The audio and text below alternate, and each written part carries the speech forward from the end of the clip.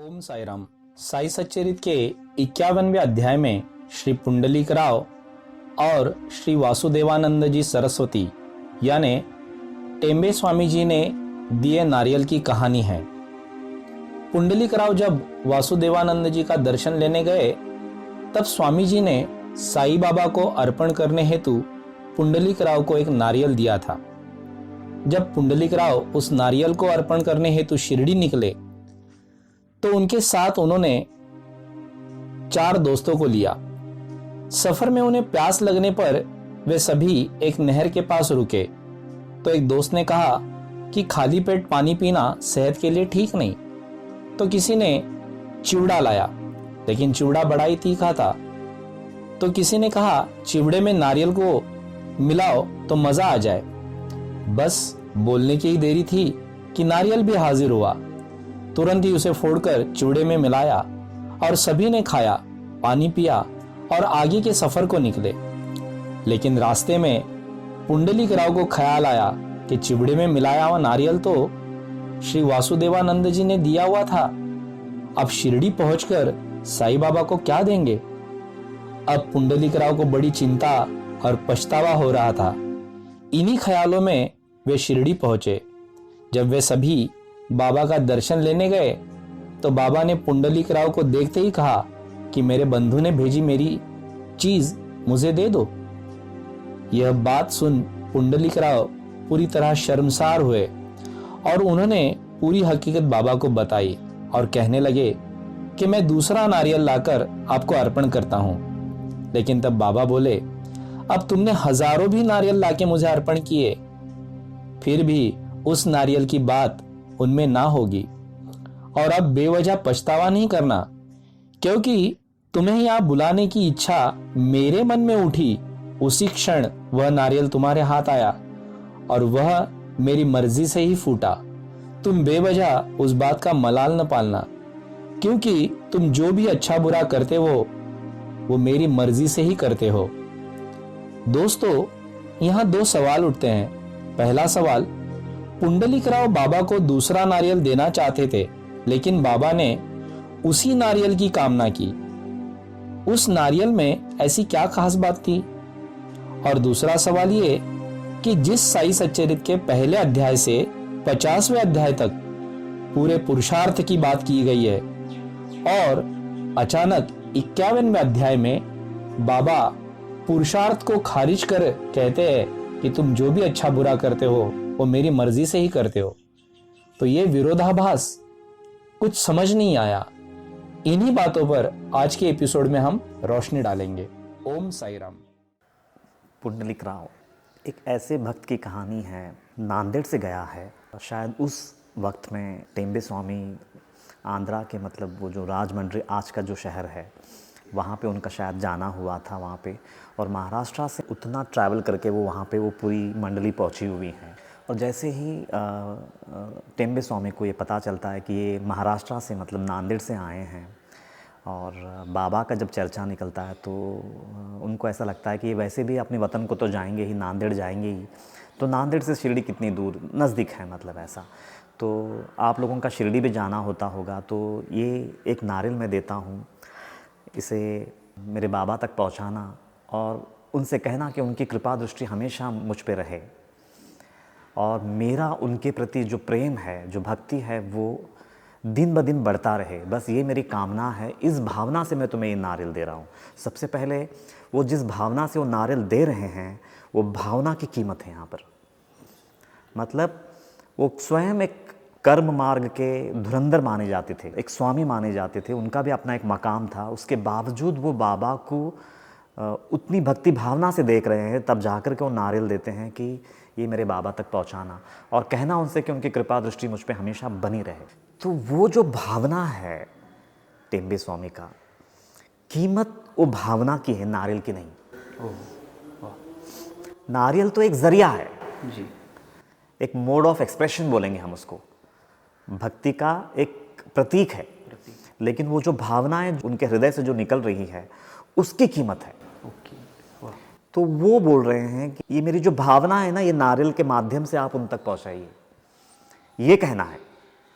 अब वो बेचारे लेकर के, एक तो वो लेने के बाद भी 1 महीना बीत जाता है, वो नांदेड़ आ जाते हैं और 1 महीने के बाद उनका शिरडी जाना तय होता है।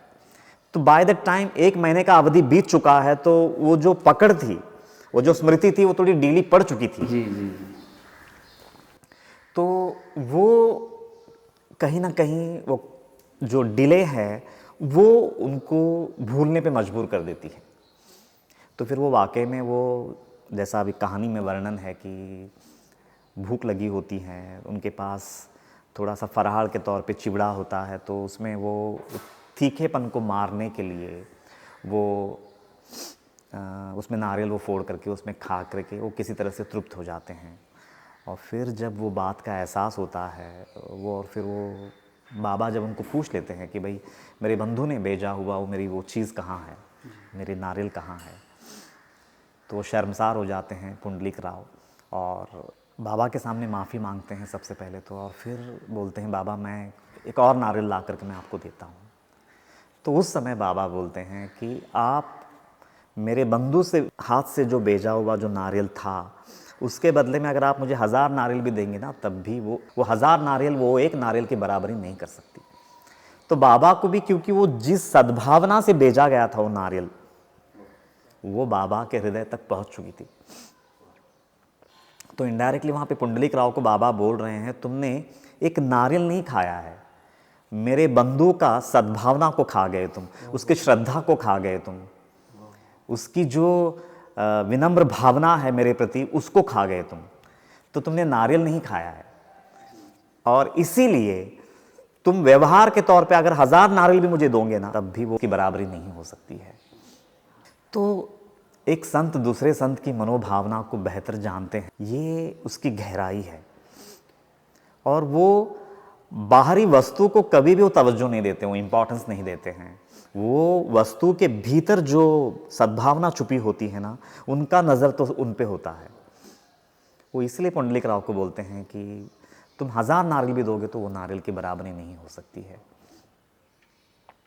और फिर आगे जा कर के बाबा जब देखते हैं कि अरे बाप रे, ये तो ज़्यादा ही शर्मसार हो गया, ये पूरी तरह से ये मानसिक तौर पे अपने आप को बहुत ही लो फील कर रहा है बंदा, तब जा कर के फिर बाबा आगे बोलते हैं कि तू फिर भी तू क्यों इतना बोझल मन लेकर के मेरे सामने खड़ा है, मुझे नहीं अच्छा लग रहा है। वो तूने जानबूझ करके तो नहीं खाया ना, पूरी तरह से तुझे याद थी, और फिर नहीं क्या होता है, कुछ नहीं होता है, वो दिया हुआ तो क्या हुआ, मेरे भूख से बढ़कर है क्या, वो दुर्भावना तो नहीं थी ना। हाँ, लेकिन भूल हो गई तुझसे जी। तो फिर इतना क्यों उसका मलाल पालना। मतलब अभी वो बाबा क्या कर रहे हैं, अभी उसका वो फ़ायदा उठा करके अध्यात्म का एक गहरी सीख दे रहे हैं पुंडलिक राव को कि तू जानता है तू इतना पछतावा क्यों कर रहा है, तेरे जीवन में जो सत्कर्म तू करता है ना, उसका अभिमान तू हर बार इतना पालता है कि आज ये एक छोटी सी गलती देख पछतावा करने पे मजबूर कर रही है। नेकियों का, सत्कर्मों का जो तो अहंकार पालता है ना अपने जीवन में, वो असल में वजह है आज के ये पछतावे का। तो अगर सत्कर्मों का सात्विक अहंकार अगर तू ना पालता तो आज तुझे पछतावा भी ना होता। जी जी जी, वो वृत्ति नहीं रहती क्योंकि दोनों में तो निरभिमान होता। सबसे पहले यहाँ पे जब बाबा देखते हैं कि वो पूरी तरह से शर्मसार हो चुका है, अपनी गलती का एहसास कर चुका है, और फिर बाबा उस समय उनको उपदेश देते हैं कि तूने जानबूझ करके नहीं खाया वो नारियल, गलती से हो गई, स्मृति से निकल गई और वो गलती हो गई, जानबूझ करके तुमने वो गुनाह नहीं किया है, तो बेवजह उतना मलाल क्यों पाल रहे हो तुम। तो वहाँ पे उनके बोझल मन को सांत्वना देने के लिए फिर बाबा वो उद्गार निकालते हैं कि पुण्याचाच का अभिमान, पापाचा का नहीं अभिमान, ऐसा। तो अब देखो, हाँ, ये एक बहुत ही सेंसिटिव वचन है, मैं ऐसा बोलूँगा, क्योंकि क्या होता है ना, अक्सर है ना, इस वचन को बहुत ही मिसअंडरस्टैंड किया जाता है कि बाबा बोल दिया है कि देखो ना, तुम पुण्य कर सकते हो ना पाप कर सकते हो, दोनों में तुम कुछ भी नहीं कर सकते हो तुम अपने आप से, क्योंकि जो भी कर रहा हूँ मैं कर रहा हूँ, वो मैं करता हूँ, तुम कर्तापन का अभिमान को गिरा दो। 100% वो बोल रहे हैं कि तुम कर्तापन का अभिमान को गिरा दो। लेकिन है ना, सवाल क्या है कि वो जो वचन है ना, बाबा से बेहतर और कौन जानता है कि कौन सा वचन किस व्यक्ति पे कब लागू होती है। जी जी। ये बहुत इंपॉर्टेंट है। अभी जैसा 19वें अध्याय में जोर तुम्हें काड़ू लागा, दुधाची काळजी सर्वस्वी त्यागा, तो वहां पे पुरुषार्थ की बात कर रहे हैं। और वहां पे पुरुषार्थ की बात कर रहे हैं, बल्कि परम पुरुषार्थ की बात कर रहे हैं कि जब तक तुम मेहनत नहीं करोगे मैं फल नहीं दूंगा। जब तक तुम पुरुषार्थ नहीं दिखाओगे तुम्हारी हाथ सिद्धि नहीं लगेगी। और यहां पे ये अध्याय में 51वां अध्याय पे आते आते वो बोल रहे हैं कि न तुम पुण्य कर सकते हो न पाप, दोनों का ही अभिमान गिरा दो। दोनों भी कर्तापन का अभिमान जब तक तुम नहीं गिराओगे तब तक तुमको वो निरहंकारता की शिखर पे तुम नहीं पहुंच सकते हो। और वो 101% साधना की शिखर पे पहुंचे हुए लोगों के लिए बात है वो। साधना की शुरुआत में कोई भी सद्गुरु वो वचन किसी व्यक्ति को नहीं दे सकता। वाह क्या बात। सबसे पहले वो बात समझ में आना चाहिए अपने को। अभी समझो साधना के मैं प्रारंभिक दशा में हूं और अगर कोई गुरु मेरे सामने आकर के खड़ा हो जाता है और फिर मुझसे ये कहता है कि कृष्णा तू न पाप का न पुण्य का दोनों का अभिमान गिरा दे, सबसे पहले तो पॉसिबल ही नहीं है वो व्यक्ति के लिए वो दोनों का अभिमान गिराना। सत्वगुण किया ही नहीं तो सत्वगुण का अहंकार कहां से आएगा। जी। सात्विकता का अहंकार सर पे चढ़ने के लिए भी कहीं सत्वगुण मेरे हाथ से होने चाहिए ना। जी जी जी। अगर समझो वो मैंने उतनी खबरदारी से उतनी श्रद्धा से मैंने सत्वगुण का आचार जो ग्रंथों में या फिर सद्गुरुओं ने हमें बताया है, अगर समझो मैं आचार भ्रष्ट हूं तो मुझ पे वो वचन लागू नहीं होता 51वां अध्याय का। तो शुरुआत में तो वो जो बाबा वचन बोल रहे हैं कि जोर तुम्हें काड़ू लागा, क्या सही है क्या गलत है, क्या धर्म है क्या अधर्म है, क्या नीति है क्या अनीति है, सबसे पहले उसका पूरी तरह से मुझे ज्ञान हो और उसके अनुरूप मैं अपनी पूरी श्रद्धा और सबूरी के साथ मैं पहले वो जीवन जी सकूं। जिस दिन वो जी करके वो एक लंबा अरसा अगर मैं बिता चुका और जब मैं वो कर करके भी थक जाऊंगा फिर भी मेरे हाथ वो बाबा की अनन्य भक्ति नहीं लगेगी, और जिस दिन मैं पूरी तरह से वो मेहनत कर करके वो पुरुषार्थ कर करके थक चुका होऊंगा तो उस वक्त सद्गुरु स्वयं उतरते हैं मेरे जीवन में और मुझे बताते हैं कि कृष्णा आज के बाद तू ये सत्वगुण का या रजोगुण का या तमोगुण का अहंकार अब तेरे जीवन में नहीं रहेगा। जो भी तेरे जीवन में हो रहा है उसका असल में कर्ता मैं हूं। लेकिन वो वचन है ना राइट समय पे वो सद्गुरु के थ्रू आना चाहिए। क्या बात है। मैं वो वचन को ओढ़ नहीं सकता अपने आप से। और वो सद्गुरु भी वो वचन कब देते हैं जब वो देख चुके होंगे कि इसने पुरुषार्थ को पूरी 100% निभा चुका है और ये थक चुका है। अब इसका कर्म का अहंकार जो है वो पिघल चुका है, इतना करने के बावजूद भी इसके हाथ सिद्धि नहीं लगी है। जी जी। इसका अहंकार गल चुका है, पिघल चुका है।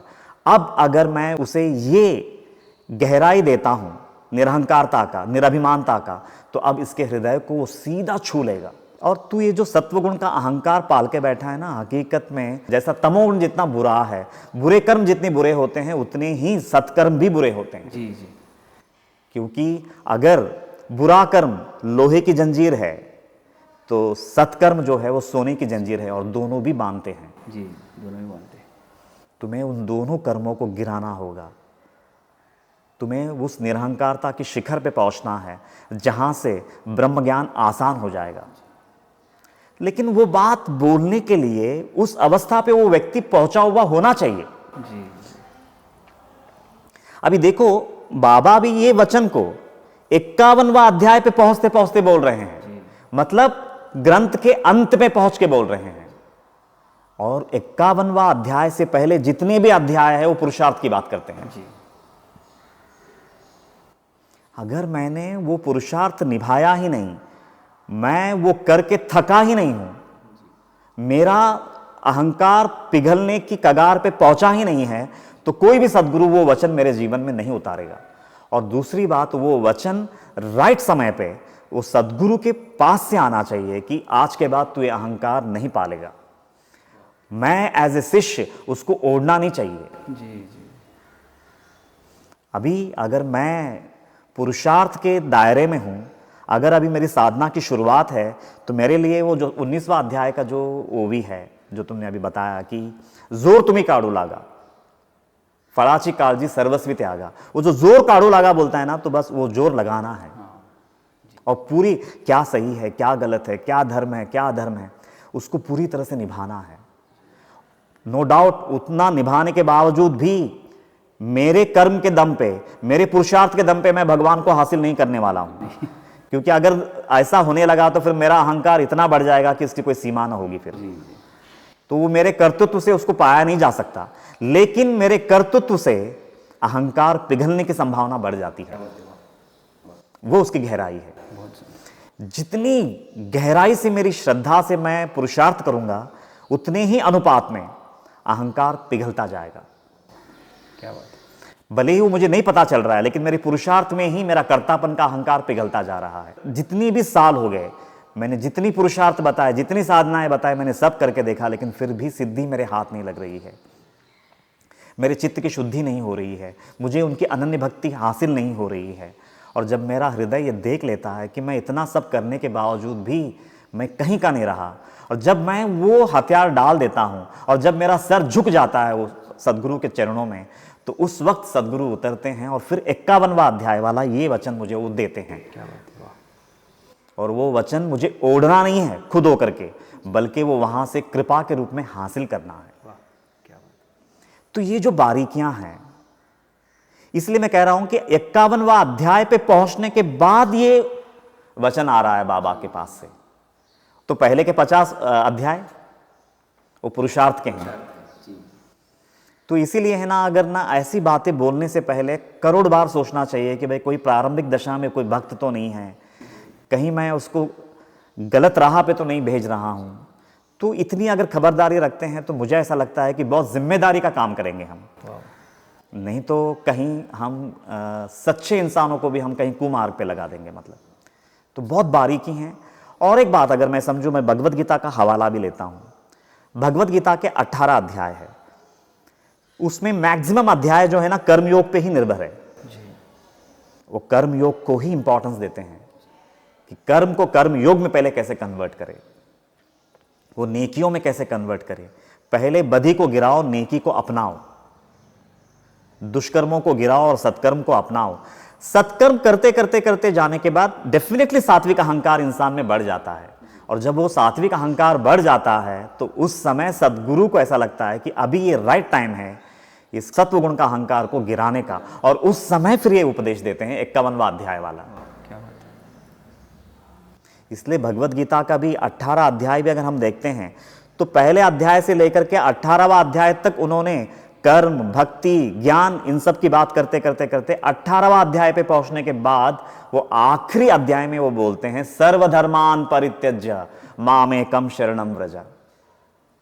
तो वो वचन भी 18वां अध्याय पे बोल रहे हैं, वो पहले अध्याय में पहले अध्याय में नहीं बोला।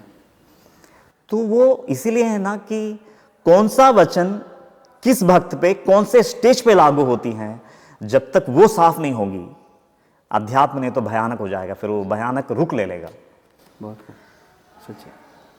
तो राइट समय में राइट उपदेश अगर हमारे जीवन में उतरता है तो हम दिशाहीन नहीं रहेंगे। जी जी।